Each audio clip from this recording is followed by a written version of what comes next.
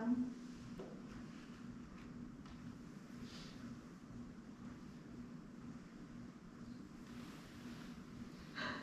I'm just going to read what I posted on Facebook the last time, because they're some of the best memories that I have with him. Like my mom said, and I'm sure Rachel probably knows this too because she's got 4, that babies are often very familiar with the voices when they're inside of the womb.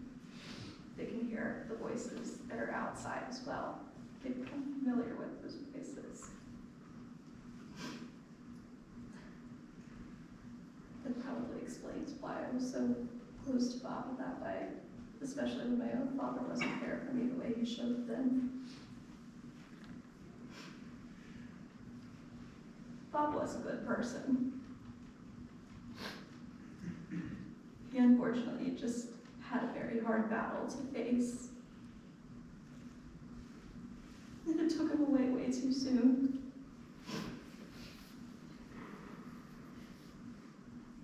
I knew this day would come, but I didn't expect it to be so soon.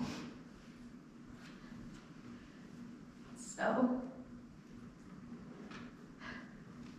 thanks to Uncle Bob, he took me to the second, I think it was, what was it, Aunt Lisa? Probably, was it the second time the Ravens won the Super Bowl? And I think we were all but like little, something like that. Yeah. And thanks to him, that's how I became an avid Ravens fan as well. And I thank him for that because, I'm sorry, Eagles fans, sorry. So never once did I think I'd be writing this post so soon.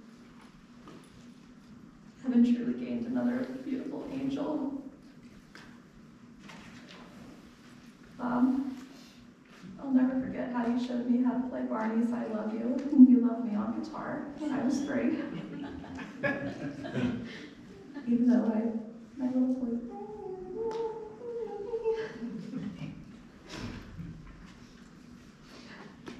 I'll never forget the way how we would rock out to Judas Priest and Bon Jovi in the car.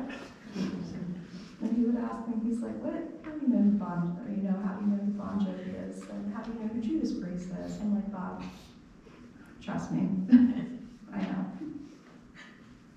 I'll never forget the taste of fresh donuts off the rack when I begged you for Krispy Kreme. And then it was funny because Mom came home and she saw like 2 big boxes of Krispy Kreme donuts. And then she's like, what are you 2 doing? And we're like, whoa.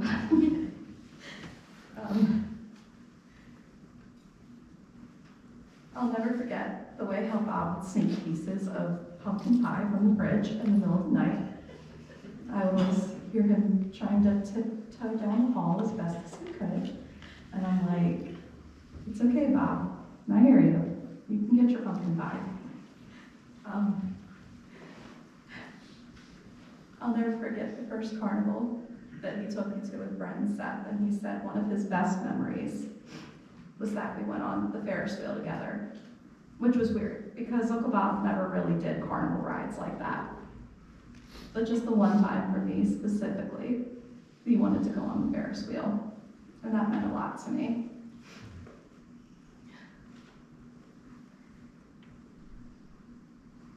And of course, Brent and I got 2 jerseys that were his, I believe. And then, of course, the one that he's wearing. And I promise to wear that jersey and cherish it for as long as I live. Because it's one of the best memories that I have with him.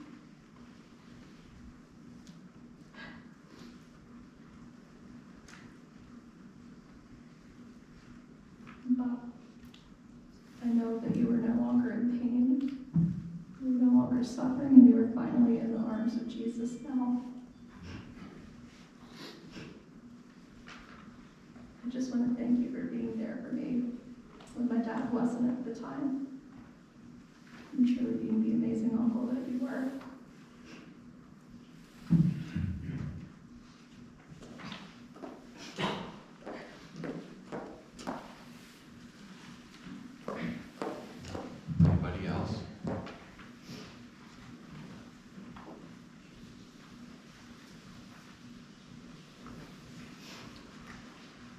I just want to share briefly from God's Word today. In John 14, we get to hear Jesus give his own memorial service. By the way, it's always a good idea to share the things you need to share with people before it's too late.